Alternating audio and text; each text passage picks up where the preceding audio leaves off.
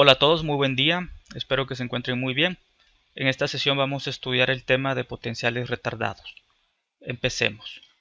Previamente vimos las ecuaciones de Maxwell en el formalismo de potenciales y aplicamos la calibración de Lorentz para reescribir las ecuaciones que encontramos que estaban muy complicadas de resolver. Aplicando la calibración de Lorentz se reduce a dos ecuaciones de onda inhomogéneas, una para el potencial escalar V y una para el potencial vectorial A. Si logramos encontrar soluciones para los potenciales, podemos encontrar los campos de esta forma: el campo magnético como el rotacional del potencial vectorial y el campo eléctrico como menos el gradiente del potencial escalar menos la derivada temporal del potencial vectorial. Observen cómo esto se traduce al caso estático si los potenciales no dependen del tiempo. Se nos elimina este segundo término del campo eléctrico y queda tal cual lo que sabemos de electrostática, que el campo eléctrico es menos el gradiente del potencial eléctrico. Ahora, soluciones a esas dos ecuaciones de onda inhomogéneas, a las ecuaciones de Maxwell en su formato de potenciales y con la calibración de Lorentz. Las soluciones se le conocen como potenciales retardados y son estas que presento aquí. Ustedes pueden pues ya de tarea verificar que estas soluciones efectivamente satisfacen ambas ecuaciones. Tienen que sustituirlo en las ecuaciones y ver que se satisface. Vean que estas expresiones son muy similares en el caso estático. La diferencia se encuentra aquí. Observen que el potencial en cierto punto de observación R y en cierto tiempo t es igual a integrar las contribuciones, los diferenciales de carga, o sea, ρ por el diferencial de volumen menos el diferencial de carga. Sin embargo, aquí la diferencia es que estamos evaluando esta fuente en un tiempo tr. Este tiempo tr se le conoce como el tiempo retardado y su expresión está aquí abajo. Tiempo retardado es t menos r menos r', o sea, la magnitud, sobre c. Este r menos r' sobre c es el tiempo que le toma a la información viajar desde el punto de la fuente de un diferencial de carga o un diferencial de corriente hasta el punto de observación. O sea, el vector r es el vector desde el origen al punto de interés donde queremos calcular los potenciales. R' es desde el origen a la fuente y R menos R' es desde un diferencial de carga o de volumen hacia el punto de interés. Entonces la magnitud de este vector R menos R' sobre C nos da el tiempo que toma viajar a la información desde el diferencial al punto de interés. Entonces aquí las fuentes, tanto ρ como j, las vamos a evaluar en el tiempo retardado. Entonces veamos un ejemplo sobre cómo aplicar estas expresiones, estos potenciales retardados. El ejemplo típico es un alambre de longitud infinita. Es un alambre neutro, se encuentra sin corriente y lo vamos a orientar paralelo al eje Z, y en t igual a 0 lo conectamos, se genera una corriente I sub 0. La corriente se genera instantáneamente a lo largo de todo el alambre y nos preguntan cuáles son los potenciales en la posición P. Que la posición P, o sea, en este punto, se ubica en z igual a 0 a una distancia S. Vamos a utilizar por la simetría del problema coordenadas cilíndricas y vamos a empezar por el potencial. Como mencioné, el alambre es neutro y cuando se enciende la corriente se mantiene neutro, o sea, no tenemos exceso de carga en ningún momento. Eso es lo que expreso aquí, que ρ en cualquier tiempo t es igual a 0. Repito, sí vamos a tener corriente, pero no vamos a tener exceso de carga en ningún momento. Entonces la ρ, la densidad de carga, es 0 en todo tiempo, y por ello aquí el potencial, aunque se evalúe en el tiempo retardado, en cualquier tiempo, el potencial va a ser igual a 0. Entonces, bueno, este es el caso sencillo de resolver. El caso interesante es para el potencial vectorial. Primero vamos a ver cómo simplificar esta expresión general. Tenemos el potencial vectorial evaluado en el punto de interés R en cierto tiempo t, es igual a μ0 sobre 4pi, esta triple integral de nuestra densidad de corriente volumétrica. Este diferencial al cubo R realmente es el diferencial de volumen. Ok, no confundirlo con un vector, es nada más notación, diferencial de volumen. Y esto es la magnitud de R menos R'. Ahora, en este caso es el caso en una dimensión. Entonces sustituimos la corriente J por la corriente I. Observen que esta J tiene unidades de amper sobre metro al cuadrado, aunque se llame densidad de corriente volumétrica, ya lo he mencionado que esto tiene unidades de amper sobre metro cuadrado. Al multiplicarlo por el diferencial de volumen nos queda aquí arriba en el numerador amper por metro. La corriente I tiene unidades de amper y el diferencial que va a quedar, como es en una dimensión, va a tener unidades de metro. Entonces el numerador nos va a quedar igual amper por metro. ¿Okay? Entonces no hemos modificado aquí las unidades. Entonces cambiamos J por la corriente y el diferencial de volumen ahora es un diferencial de longitud. Y como estamos ubicados a lo largo del eje Z, va a ser un diferencial en Z. Aquí esta Z' es porque vamos a integrar en estas las coordenadas de la fuente, de la corriente. Entonces sustituyendo la J por la I, el diferencial de volumen por dL, nos queda nada más una sola integración. Vamos a integrar esta corriente a lo largo del eje Z. Ahora los demás elementos son R, el vector de posición R es el vector que va desde el origen al punto de interés. Aquí en el esquema de la izquierda, vean que va desde el origen al punto de interés. Entonces R es igual, tiene magnitud S y apunta en la dirección S.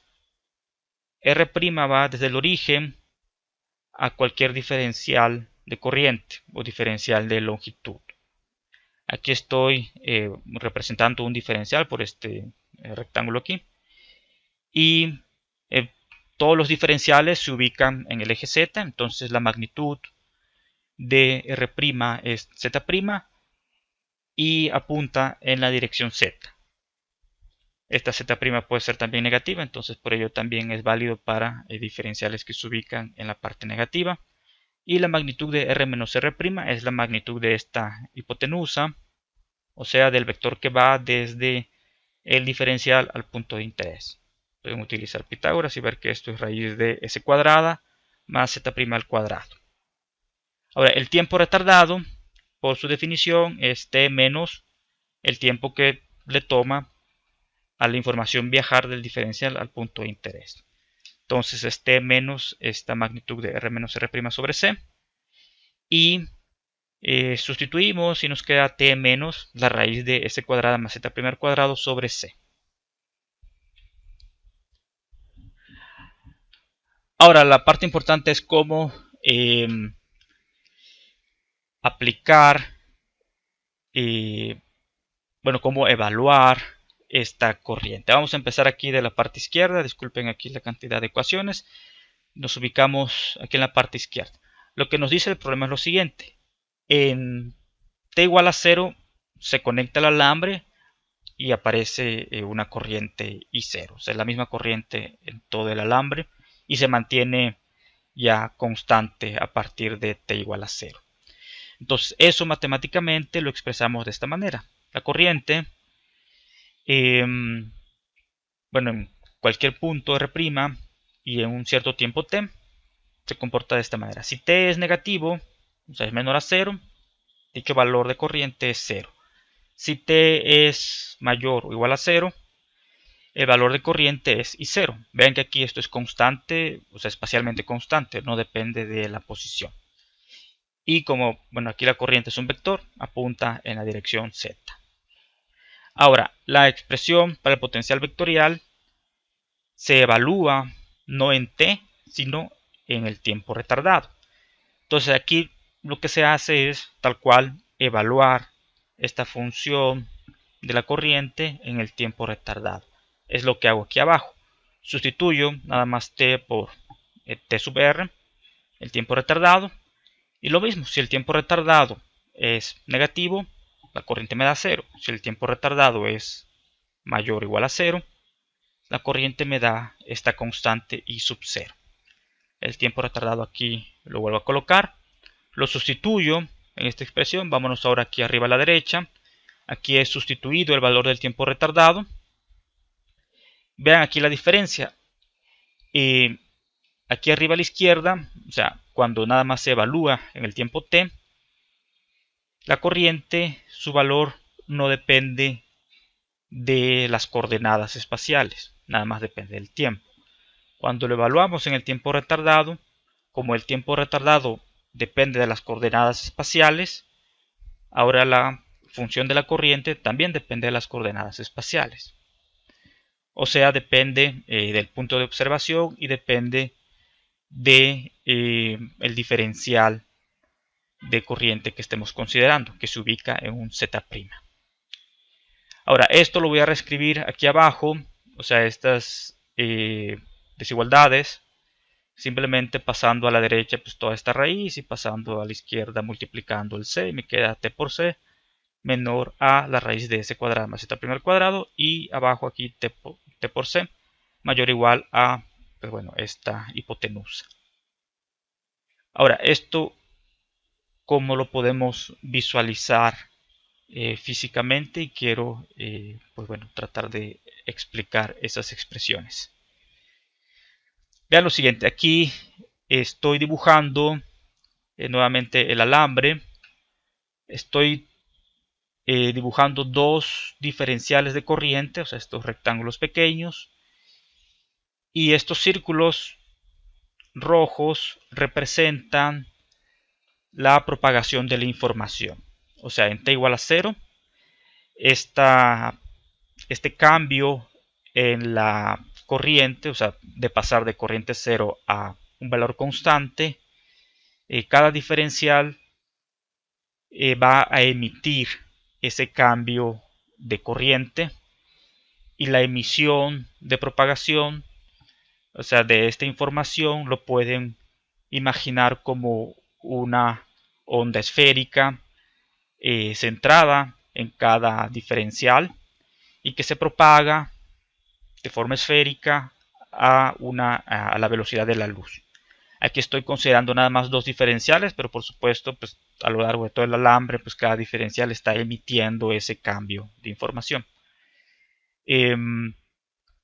Aquí en particular estoy considerando un tiempo tal que es mayor a 0, pero que no ha transcurrido suficiente tiempo para que la información de este diferencial que está en z0, o sea que está en el eje z, al igual que el punto de observación, pues esta información todavía no ha llegado al punto de observación.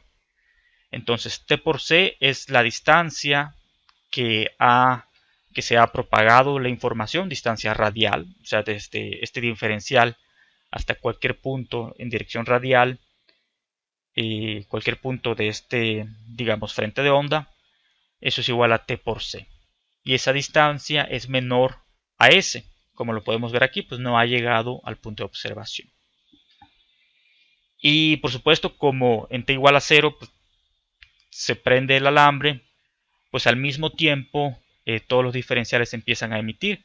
Y por ello aquí, pues la información de este diferencial que está aquí arriba, pues se ha propagado lo mismo que el diferencial que está aquí abajo. Este diferencial de arriba lo he colocado a una distancia Zmax. Va a tener más sentido más adelante. Este Zmax es menor a la posición del diferencial que coloqué anteriormente aquí, este de L'. Y veamos, entonces estamos en un tiempo menor a S entre C. Luego avanza el tiempo, se propagan ambas ondas de información y todavía no alcanza el punto de observación S.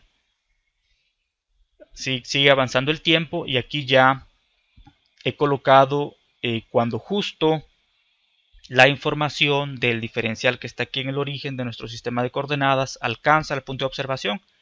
Quiere decir que ha pasado un tiempo igual a S entre C. Entonces la distancia que se ha propagado radialmente la información es igual a S. O sea, T por C es igual a S. Vean sin embargo que si nosotros nos ubicamos en el punto de observación, lo único que estamos observando en ese instante de tiempo es el diferencial que se encuentra aquí en el origen. Todos los demás diferenciales todavía no los hemos observado porque su información no ha llegado. Pueden ver que la información de este diferencial que se encuentra aquí arriba pues todavía no ha alcanzado el punto S. Por supuesto, un punto de observación que está aquí arribita, justo aquí donde está el apuntador, ahí sí se está observando la información del diferencial que está aquí arriba, pero acá no se observa la información del diferencial que está aquí abajo. Ok, entonces aquí si nos ubicamos aquí y sigue avanzando el tiempo, podemos imaginarnos que la corriente está apareciendo a partir de aquí y que empieza a aparecer hacia arriba y hacia abajo, empieza como a crecer, por así decirlo. Y bueno, aquí a continuación, un tiempo mayor a S entre C, y en particular un tiempo en donde ahora sí estoy detectando la información del diferencial que está aquí arriba, el que se encuentra en Zmax. Ven que ahora el frente de onda de la información pues está justo sobre el punto de observación y que la información de la fuente central pues ahora ya nos ha pasado. Ahora, no significa que pues ya no estemos recibiendo información de esta corriente. O sea, aquí nada más o sea, ya nos pasó la información, pero seguimos viendo la información de este diferencial. Y de hecho estamos viendo la información de todos los diferenciales que están desde el centro hasta la distancia Zmax. Más arriba todavía no tenemos información de esos diferenciales de corriente.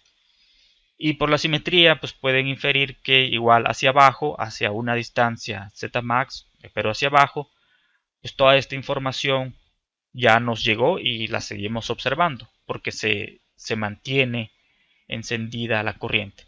O sea, si hubiéramos prendido y apagado la corriente, bueno, ahí sí nada más veríamos como un pulso, vemos la información y luego vemos que desaparece.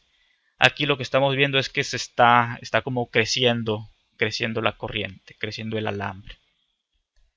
Entonces vamos para resolver el potencial vectorial, para resolver esa integral, vamos a considerar que tenemos un tiempo t mayor a S entre C y que en ese tiempo t estamos observando pues ya cierto segmento del alambre. Estamos el diferencial de corriente máximo que estamos observando se ubica a un Zmax, bueno, a una posición Z igual a Zmax. Entonces lo que estoy dibujando aquí del lado izquierdo en este esquema es lo siguiente. Estamos entonces en un tiempo mayor a S entre C. Y lo más que observamos es este tramo del alambre. La información que está más hacia arriba o más hacia abajo todavía no nos ha alcanzado. Y vean, ahora regresemos a la expresión aquí de la función de la corriente y vean esto. O sea, T por C, por lo tanto T por C es este cateto que va desde Zmax hasta, bueno, el diferencial que se ubica en Zmax hasta el punto de observación es T por C. T por C, en términos de las coordenadas espaciales, pues es igual a raíz de S cuadrada, este cateto de abajo, más Zmax al cuadrado. Vean que aquí arriba a la derecha, al evaluar la corriente en el tiempo retardado, nos dice que va a ser 0 si t por c es menor a raíz de s cuadrada más z' al cuadrado. S cuadrada más z' al cuadrado raíz es igual a la distancia desde un diferencial ubicado en z' hasta el punto de observación. O sea, este cateto de este vector verde. Y vean que TC es mayor, o sea, aquí se ve claramente que es mayor, siempre y cuando estos diferenciales se ubiquen en una posición z' menor a este z max. Entonces todos estos puntos, que de hecho pues, estoy aquí dibujando en azul, todos estos puntos quiere decir que satisfacen de hecho la desigualdad de abajo, porque en todos estos puntos t por c es mayor que este cateto. Pero si ahora nos ubicamos, o sea, en una z' mayor a z max, ahora se va a satisfacer la desigualdad de arriba, porque ahora t por c va a ser menor que al cateto resultante. Entonces, para todos estos puntos, al evaluar la corriente, nos va a dar igual a 0. ¿Eso qué significa? Que en esta expresión del potencial vectorial, o sea, vean, estamos integrando en z'. Entonces, cuando nosotros estamos recorriendo z', en todos estos puntos, la corriente va a ser I0, I0, I0, I0. Y en los puntos de arriba, la corriente va a ser 0. Va a ser 0, 0, 0. Por lo tanto, la integración podemos acotarla a integrar nada más desde menos z max a z max, porque en este rango la corriente va a ser igual a I sub 0. Y es justo lo que tenemos aquí abajo. O sea, estoy reescribiendo ahora esta integral, ya estoy evaluando esta función de la corriente para tiempos mayores a s entre c, y la integral nada más necesito integrarla desde menos z max a z max. Integro todos estos diferenciales de corriente que van a tener pues, un valor de corriente igual a I0, y este r menos r' es tal cual s cuadrada más z' al cuadrado, ¿okay? Esta distancia. Y ya lo que resta es simplemente hacer esta integración. Vean que este I0 es constante, bueno, también el vector z unitario es constante, sale de la integración y es lo que, bueno, ahorita vamos a resolver. Por la simetría podemos integrar desde 0 hasta z max y multiplicar por 2, porque nos va a dar el mismo resultado cuando integramos desde 0 hasta menos z max. Entonces podemos multiplicar por 2, integrar desde 0 a z max. Aquí ya he sacado el I0 y el z y nos queda simplemente esta integración. Integramos esta antiderivada, es igual a logaritmo natural de z' más esta hipotenusa, y evaluamos. Entonces evaluamos en z max, entonces sustituimos este z' por z max y este otro z' por z max. Menos, evaluamos en 0 y se nos van las z y nos queda raíz de s cuadrado, nos queda logaritmo natural de s. Perfecto, aquí pues básicamente ya estamos por concluir. Lo siguiente es reescribir el z max en términos del tiempo y de las coordenadas espaciales. Entonces, z max, sustituyendo de aquí, podemos ver que z max es igual a la raíz de t por c al cuadrado menos s al cuadrado. Lo tenemos aquí. Sustituimos, aquí nos va a quedar esta raíz y aquí nos va a quedar t por c, o sea, esta raíz de s cuadrado más z max al cuadrado es t por c. Entonces nos queda la raíz, nos queda t por c, y bueno, este logaritmo de s así se queda porque no está ahí el z max. Y listo, simplificamos utilizando propiedades de los logaritmos, nos queda por lo tanto todo esto dividido entre s, y pues prácticamente ya está la solución. Esta es la solución para el potencial vectorial. En resumen, para valores en tiempo menores a S entre C, el potencial escalar es 0 y el potencial vectorial es 0. Es 0 porque pues, simplemente no nos ha llegado ninguna información de que se haya encendido el alambre. Para tiempos mayores a S entre C, el potencial escalar sigue siendo 0 porque no tenemos exceso de carga y el potencial vectorial queda de esta forma. Muy bien, ahora para resolver los campos magnéticos y eléctricos simplemente sacamos el rotacional de potencial vectorial. Pueden ver que el potencial nada más tiene componente en Z y se ve en la expresión del rotacional, pues verán que hay que derivar en función de la coordenada radial y les va a quedar en dirección azimutal phi. Si derivan, les queda de esta manera.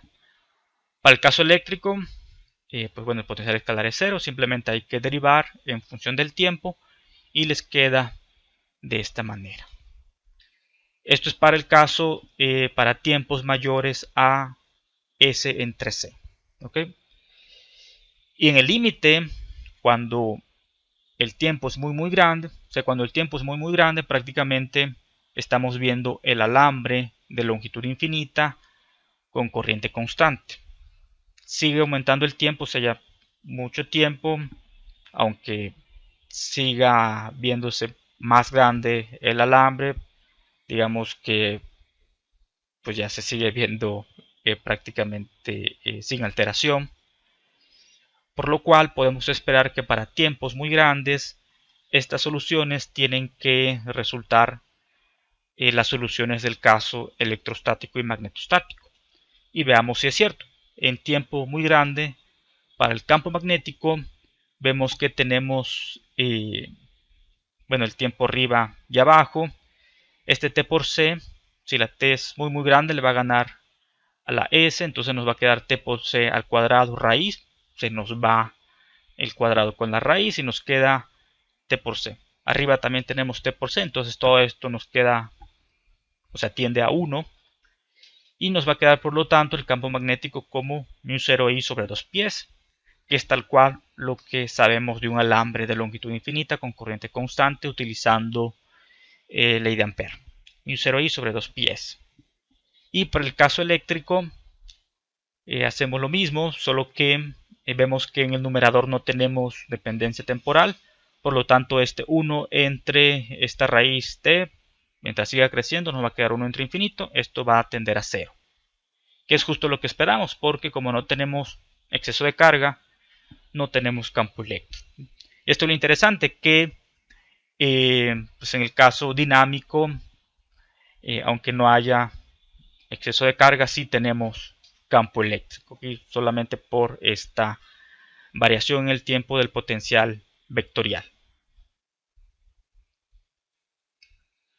Muy bien, entonces esto ha sido todo por esta sesión. Solo quiero comentar que en su libro de texto vienen estas expresiones que son las ecuaciones de Yefimenko. Las ecuaciones de Yefimenko son los campos eléctricos y magnéticos ya en función de las fuentes evaluadas en el tiempo retardado. O sea, lo que hizo Yefimenko fue sustituir las expresiones generales de los potenciales retardados en las expresiones de los campos, o sea, estos rotacionales, gradiente y derivadas. Sustituimos aquí las expresiones generales de los potenciales y logró encontrar estas expresiones generales de los campos eléctricos y magnéticos. Aquí, personalmente, incluso el mismo Griffiths pues comenta que no son tan más sencillas de utilizar estas expresiones que pues resolver primero con los potenciales retardados y luego obtener los campos. Y pues opino lo mismo, pues simplemente por si veían en su libro de texto este tema, pues realmente es esto, pues ya es digamos, saltándonos el paso de calcular los potenciales, podemos directamente calcular los campos eléctricos y magnéticos. Pero vean que pues, no se ve tan sencillo porque necesitamos aquí encontrar las derivadas de la fuente y también aquí de la corriente, etcétera. Se me hace a mí más sencillo pues primero encontrar los potenciales, como lo acabamos de ver, y luego calcular los campos eléctricos y magnéticos. Muy bien, entonces hasta aquí le dejamos, nos vemos en la siguiente sesión. Gracias.